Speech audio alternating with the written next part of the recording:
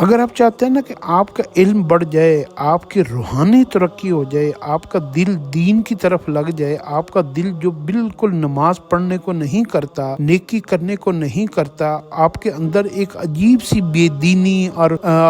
بے سختی سے آ گئی ہے اور گناہوں کے اوپر آپ کا دل ہر وقت تیار ہوتا ہے، تو آپ اپنی علمی اور روحانی ترقی کے لیے یہ آپ اللہ کے کلمات، اللہ کے جو صفاتی نام ہیں نا، ان کو پڑھا کریں تو آپ دیکھیں گے آپ کے اندر بڑی تبدیلی آ جائے گی۔ جو اللہ کو پسند ہے وہ آپ کو پسند آنا شروع ہو جائے گا، اور جو اللہ کو ناپسند ہے آپ کو بھی وہ ناپسند ہونا شروع ہو جائے گا۔ وہ اللہ کے کلمات، اللہ کی جو صفات نام ہے وہ یہ ہیں: الولی الودود العلیم الحلیم الکریم الوہاب ذو الطول یا ذا الجلال والاکرام۔ اس کو آپ جو ہے نا 2 دفعہ 3 دفعہ، ایک مرتبہ، کم از کم 3 مرتبہ پڑھ لیا کریں تو آپ کے اندر تھوڑے عرصے میں بہت بڑی تبدیلی آ جائے گی۔